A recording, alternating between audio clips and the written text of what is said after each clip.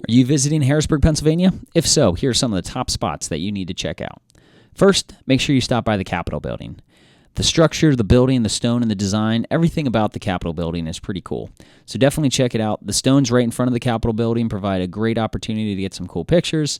And with plenty of on-street parking, you're sure to find a place to park and you can walk right to the Capitol and enjoy all that it has to offer. Also, if you're checking out the Capitol, it's very easy to pop right on over to Strawberry Square, where you can grab a quick bite to eat, check out a few shops, but also I'd highly recommend checking out the Whitaker Center, which is right beside Strawberry Square.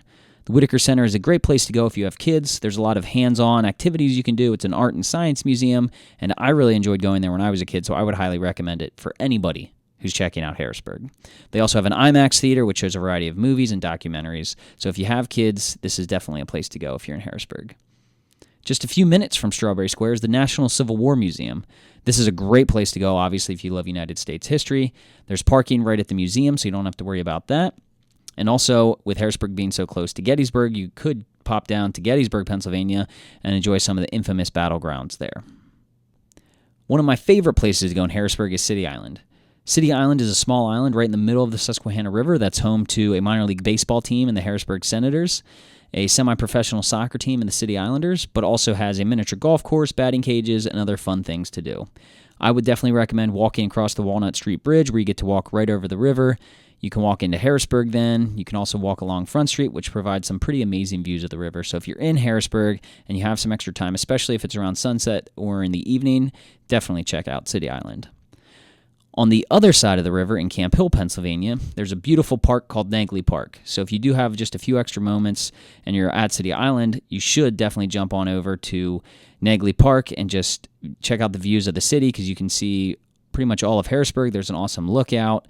And if you're there in the summer, you're going to see some great sunsets. You might even see some thunderstorms rolling in, or depending on what time of year you're there, if there's a baseball game going on, you might see some cool fireworks displays from City Island or from the city. If we go up a little bit north, we run into a really cool park called Italian Lake. My wife and I really enjoy going there and just spending time walking around this really little picturesque lake right in the middle of Harrisburg. You're going to see plenty of geese. You're going to see some ducks. There's a lot of pretty flowers, just beautiful trees, and even sometimes you'll see some lily pads depending on the time of year. There's parking at a nearby church. So if you're in Harrisburg, definitely encourage you to spend a few moments at Italian Lake.